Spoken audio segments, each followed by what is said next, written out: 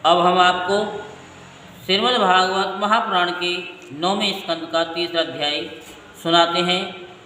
सो आप बड़े ध्यानपूर्वक मन को एकाग्र करते हुए कथा को श्रवण करेंगे और धर्म लाभ प्राप्त करेंगे। महर्षि च्यवन और सुकन्या का चरित्र, राजा सरयाति का वंश के बारे में आपको सुनाया जाएगा। श्री सुखदेव जी कहते हैं कि परीक्षित मनु पुत्र राजा सरयाति वेदों का निष्ठावान विद्वान था। उसने अंगरा गोत्र के ऋषियों के यज्ञ में दूसरे दिन का कर्म बतलाया था। उसकी एक कमल लोचना कन्या थी, उसका नाम था सुकन्या। एक दिन राजा सरयाति अपनी कन्या के साथ वन में घूमते घूमते च्यवन ऋषि के आश्रम पर जा पहुँचे। सुकन्या अपनी सखियों के साथ वन में घूम घूमकर वृक्षों का सौंदर्य देख रही थी। उसने एक स्थान पर देखा कि वामी दीमकों की एकत्र की हुई मिट्टी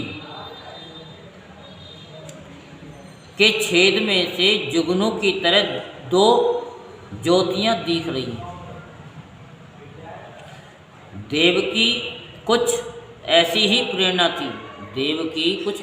प्रेरणा थी कि सुकन्या ने बाल सुलभ चपलता से एक कांटे के द्वारा उन ज्योतियों को भेद दिया। इससे उनमें से बहुत सा खून बह चला। उसी समय राजा सरयाति के सैनिकों का मलमूत्र रुक गया। राजऋषि सरयाति को यह देखकर बड़ा आश्चर्य हुआ। उन्होंने अपने सैनिकों से कहा, अरे तुम लोगों ने कहीं महर्षि च्यवन जी के प्रति कोई अनुचित व्यवहार तो नहीं कर दिया? मुझे तो ये स्पष्ट जान पड़ता है कि हम लोगों में से किसी न किसी ने उनके आश्रम में कोई अनर्थ किया है। तब सुकन्या ने अपने पिता से डरते डरते कहा कि पिताजी, मैंने कुछ अपराध अवश्य किया है। मैंने अनजाने में 2 ज्योतियों को कांटे से छेद दिया है। अपनी कन्या की ये बात सुनकर सरयाति घबरा गए।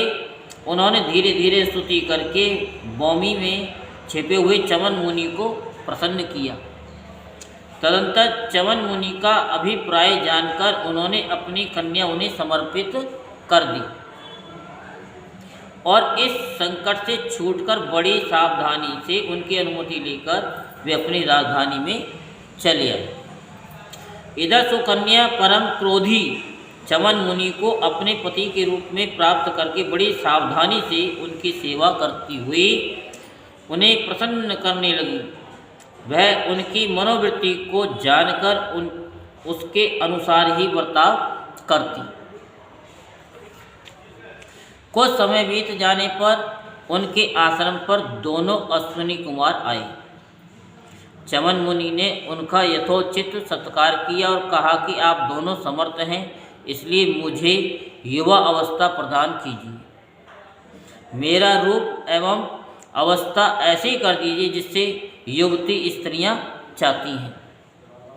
मैं जानता हूं कि आप लोग सोमपान के अधिकारी नहीं हैं, फिर भी मैं आपको यज्ञ में सोम रस का भाग दूंगा। वैद्य शिरोमणि अश्विनी कुमारों ने महर्षि च्यवन का अभिनंदन करके कहा, ठीक है, और इसके बाद उनसे कहा कि ये सिद्धों के द्वारा बनाया हुआ कुंड है, आप इसमें स्नान कीजिए। च्यवन मुनि के शरीर को बुढ़ापे ने घेर रखा था। सब और नसें दिख रही थीं। झुर्रियाँ पड़ जाने एवं बाल पक जाने के कारण वे देखने में बहुत भद्दे लगते थे। अश्विनी कुमारों ने उन्हें अपने साथ लेकर कुंड में प्रवेश किया। उसी समय कुंड से 3 पुरुष बाहर निकले। वे तीनों ही कमलों की माला, कुंडल और सुंदर वस्त्र पहने हुए एक से ही मालूम होते थे। वे बड़े ही सुंदर एवं स्त्रियों को प्रिय लगने वाले थे। परम साध्वी सुंदरी सुकन्या ने जब देखा कि ये तीनों ही एक आकृति के तथा सूर्य के समान तेजस्वी हैं, तब अपने पति को न पहचानकर उसने अश्विनी कुमारों की शरण ली। उसके पातिव्रत से अश्विनी कुमार बहुत संतुष्ट हुए। उन्होंने उसके पति को बतला दिया और फिर चमन मुनि से आज्ञा लेकर विमान के द्वारा वे स्वर्ग को चले गए। कुछ समय के बाद यज्ञ करने की इच्छा से राजा शर्याती चमन मुनि के आश्रम पर आए। वहाँ उन्होंने देखा कि उनकी कन्या सुकन्या के पास एक सूर्य के समान तेजस्वी पुरुष बैठा है। सुकन्या ने उनके चरणों की वंदना की। शर्याती ने उसे आशीर्वाद नहीं दिया। कुछ अप्रसन्न से होकर बोले, दुष्टे, ये तूने क्या किया? क्या तूने सबके वंदनीय चमन मुनि को धोखा दे दिया? अवश्य तूने उनको बूढ़ा और अपने काम का न समझकर छोड़ दिया, और अब तो इस राह चलते जार पुरुष की सेवा कर रही है। तेरा जन्म तो बड़े ऊंचे कुल में हुआ था, ये उल्टी बुद्धि तुझे कैसे प्राप्त हुई? तेरा यह व्यवहार तो कुल में कलंक लगाने वाला है। अरे राम राम, तो निर्लज्ज होकर जार पुरुष की सेवा कर रही है और इस प्रकार अपने पिता और पति दोनों के वंश को घोर नरक में ले जा रही है। राजा शर्याती के इस प्रकार कहने पर पवित्र मुस्कान वाली सुकन्या ने मुस्कुरा करके कहा, पिताजी, ये आपके जामाता स्वयं भृगुनंदन महर्षि च्यवन ही हैं। इसके बाद उसने अपने पिता से महर्षि च्यवन के यौवन और सौंदर्य की प्राप्ति का सारा वृत्तांत कह सुनाया। वह सब सुनकर राजा शर्याती अत्यंत विस्मित हुए।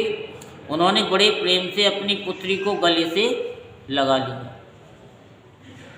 महर्षि च्यवन ने वीर शर्याती से सोम यज्ञ का अनुष्ठान करवाया और सोमपान के अधिकारी न होने पर भी अपने प्रभाव से अश्विनी कुमार को सोमपान कराया। इंद्र बहुत जल्दी क्रोध कर बैठते हैं, इसलिए उनसे ये सहा न गया। उन्होंने चिढ़कर शर्याती को मारने के लिए वज्र उठाया। महर्षि च्यवन ने वज्र के साथ उनके हाथ को वहीं स्तंभित कर दिया। तब सब देवताओं ने अश्विनी कुमार को सोम का भाग देना स्वीकार कर लिया। उन लोगों ने वैध होने के कारण पहले अश्विनी कुमारों का सोमपान से बहिष्कार कर रखा था। परीक्षित शर्याती के 3 पुत्र थे, उत्तान, वरिहि, अनर्थ और भूरि वेशन। अनर्थ से रेवत हुए। महाराज रेवत ने समुद्र के भीतर कुशस्थली नाम की एक नगरी बसाई थी। उसी में रहकर वे अनार्थ आदि देशों का राज्य करते थे। उनके 100 श्रेष्ठ पुत्र थे, जिनमें सबसे बड़े थे ककुद्धि। और ककुद्धि अपनी कन्या रेवती को लेकर उसके लिए वर पूछने के उद्देश्य से ब्रह्मा जी के पास गए। उस समय ब्रह्मलोक का रास्ता ऐसे लोगों के लिए बेरोक टोक था। ब्रह्मलोक में गाने बजाने की धूम मच रही थी। बातचीत के लिए अवसर न मिलने के कारण वे कुछ क्षण ही वहाँ ठहरे। उस सब के अंत में ब्रह्मा जी को नमस्कार करके उन्होंने अपना अभिप्राय निवेदन किया। उनकी बात सुनकर भगवान ब्रह्मा जी ने हंसकर उनसे कहा, महाराज, तुमने अपने मन में जिन लोगों के विषय में सोच रखा था वे सब तो काल के गाल में चले गए। अब उनके पुत्र पौत्र अथवा नातियों की तो बात ही क्या, गोत्रों के नाम भी नहीं सुनाई पड़ते।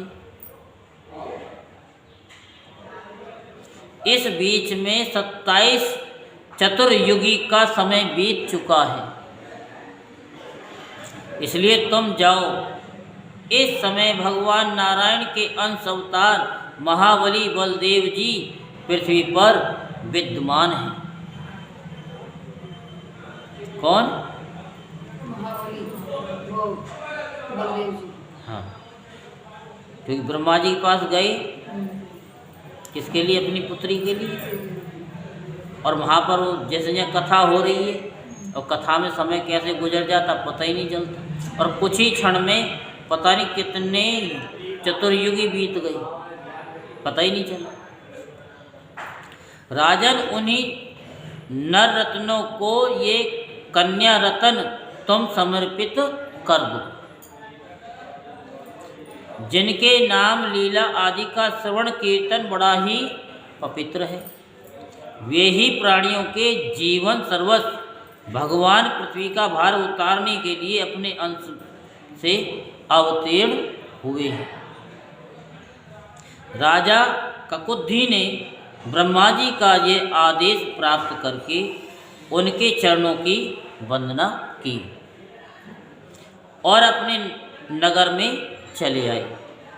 उनके वंशजों ने यक्षों के भय से वह नगरी छोड़ दी थी, जहाँ तहाँ यूं ही निवास कर रहे थे। राजा ककुद्धि ने अपनी सर्वांग सुंदरी पुत्री परम बलशाली बलराम जी को सौंप दी और स्वयं तपस्या करने के लिए भगवान नर नारायण के आश्रम बद्रीवन की ओर चले गए। यही श्रीमद् भागवत महापुराण के 9वें स्कंद का 3रा अध्याय संपूर्ण होता। बोल वृंदावन बिहारी लाल की जय, बोल बांके बिहारी लाल की जय। जय श्री राधे श्याम, जय जय श्री राधे श्याम, जय जय